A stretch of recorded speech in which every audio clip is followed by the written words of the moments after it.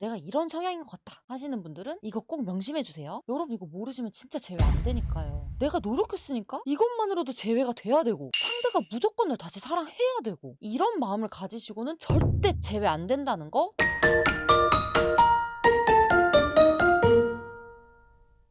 안녕하세요. 연꼴린들 연잘린들 연애자격 가람쌤이에요. 오늘은 재회를 원한다면 절대로 몰라선 안 되는 걸 알려드리려고 해요. 한마디로 여러분들이 이런 케이스라면 진짜 각오를 하고 재회를 시도하셔야 된다는 내용이에요. 저번 희원쌤께서 재회 안 되는 경우 2가지를 영상으로 올려드렸는데요. 오늘은 어떠한 상황이 아니에요. 대체 어떤 경우인지 오늘 영상에서 꼭 확인해 봐야겠죠? 재회 상담자 입장에서 재회시키기 너무 어려운 케이스를 하나 꼽으라고 하면 두말 없이 이걸 말할 수 있어요. 바로 극불안형. 상대가 극불안형이든 내담자분이 극불안형이든 극불안일 때가 가장 힘든 상황이에요. 그러면 잠깐 극불안형에 대해서 설명해 드리고 재회가 어려운 이유 풀어드릴게요. 불안형, 회피형 처음 들어보시는 분들은 없을 것 같아요. 액창 더 자세히 설명해 드린 건 이 영상 참고해 주시고요.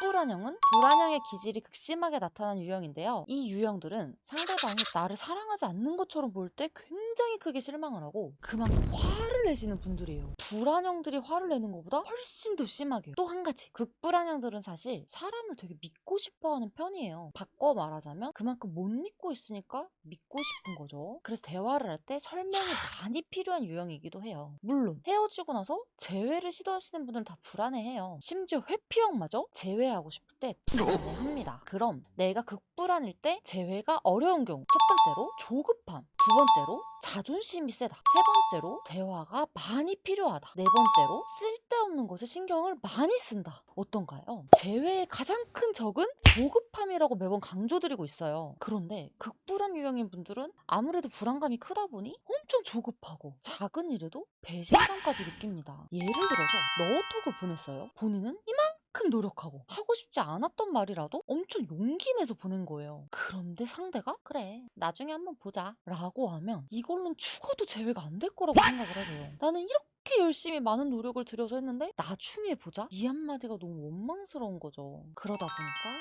돌발 행동도 많이 하게 됩니다. 갑자기 상대방한테 전화를 하거나 나중에 보자는 게 무슨 뜻이냐 하면서 따지기도 하세요. 그리고 2번, 자존심 센 분들. 물론 이분들도 상처를 많이 입어서 그런 거긴 해요. 나한테 확신을 안 준 건 상대방이라고 생각을 하는 거죠. 내가 생각하는 게 있고 그게 아니면 난 상처를 받은 거니까. 그런데 상대가 왜 그걸 해주지 않았는지, 혹시 못 해준 건 아닌지 이렇게까지 고민해 볼 수 있어야 하는데 상대방의 관점에서 나를 보는 것을 굉장히 어려워하시는 것 같아요. 상대방 역시 극불안형들의 분노 표출 이런 것들에서 상처를 받은 상황이잖아요. 그 상처를 달래줘야 되는데 내 상처만 보니까 그게 어려운 거죠. 세 번째로, 상담에서 대화가 많이 필요한 유형이다. 아무래도 작은 것에도 불안해하시고 생각도 많으시고 그러다 보니 또 불안해지시고 조급해지고 돌발도 많이 하세요. 그리고 상대방 입장을 이해시켜야 되다 보니 대화량이 정말 많이 필요해요. 그리고 네 번째, 상대방의 SNS 경쟁자가 생긴 건 아닌지 정말 갑자기 여기에 딱 꽂히셔서 오세요. 이런 데에 신경을 쏟다 보니 정작 내가 정말로 해야 되는 일과는 멀어지게 되죠. 재회를 위해서 하는 일인데 그게 안 되는데 어떻게 재회가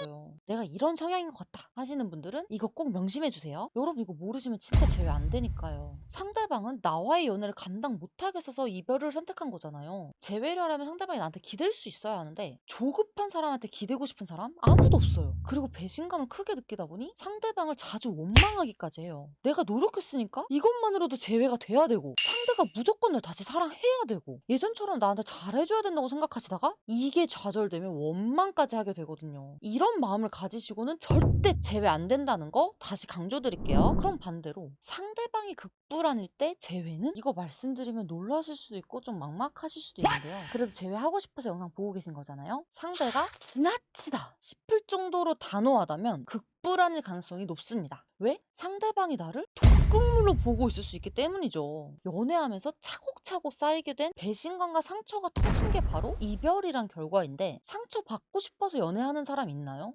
없잖아요. 그렇기 때문에 상처 준 나를 독극물 수준으로 여기고 피하려고 하다 보니 정도를 넘어서 단호해집니다. 이럴 때 가장 중요한 건 내가 독극물이 아니라는 것부터 어필을 제대로 해주셔야 돼요. 솔직히 상대방이 극불안형이라고 하면 재회는 추천드리고 있지 않아요. 아무리 와닿게 어필을 한다고 해도 상대분께서 강하게 밀어내고 거절하면서 테스트를 할 거예요. 그걸 버틸 만한 멘탈이 되지 않는다면 재회를 포기하시는 게 더 좋습니다. 이렇게 재회가 어려운 단 한 가지 경우에 대해서 알아봤어요. 상황이 같다고 다 똑같은 게 아니라는 점 이해가 가시죠? 내가 극불안 성향인 것 같다, 상대가 단호한 극불안 유형 같다 하시는 분들은 혼자서 풀어나가기보다는 고정 댓글에 링크 있어요. 그쪽에 상황 자세히 적어서 제출해 주시면 저희가 천천히 보고 같이 의논해 드릴게요. 오늘 영상 도움이 되셨다면 좋아요와 댓글 많이 남겨주시고요. 구독이랑 알람 설정도 꼭 해주세요. 그럼 우리 다음에 또 만나요. 안녕!